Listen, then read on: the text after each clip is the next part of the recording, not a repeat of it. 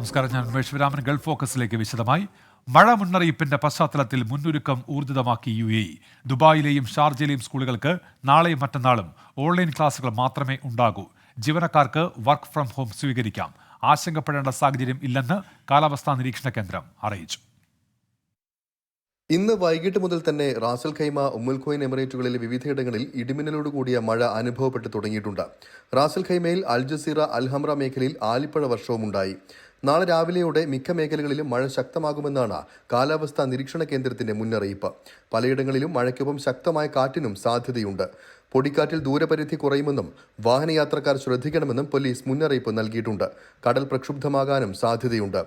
മഴ മുന്നറിയിപ്പിന്റെ പശ്ചാത്തലത്തിൽ രാജ്യത്തെ ദുരന്ത നിവാരണ അതോറിറ്റി, ആഭ്യന്തര മന്ത്രാലയം എന്നിവർ കഴിഞ്ഞ ദിവസം സംയുക്ത യോഗം ചേർന്ന് സ്ഥിതിഗതികൾ വിലയിരുത്തിയിരുന്നു.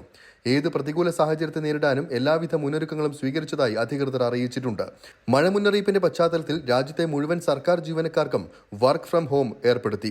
സ്വകാര്യ ജീവനക്കാർക്ക് വീട്ടിലിരുന്ന് ജോലി ചെയ്യാനും ജോലി സമയത്തിൽ ഇളവ് നൽകാനും നിർദ്ദേശം നൽകിയിട്ടുണ്ട്.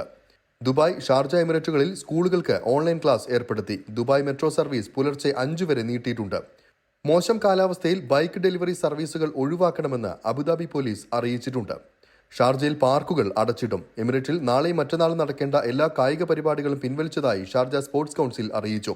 അതിനിടെ ഏപ്രിൽ 16 രാജ്യത്ത് പെയ്തതുപോലെ അതിശക്തമായ മഴ ഇത്തവണ ഉണ്ടാകില്ല എന്നും പൊതുജനങ്ങൾ ആശങ്കപ്പെടേണ്ട സാഹചര്യമില്ല എന്നും കാലാവസ്ഥാ നിരീക്ഷണ കേന്ദ്രം വ്യക്തമാക്കിയിട്ടുണ്ട്. 24 ദുബായ്.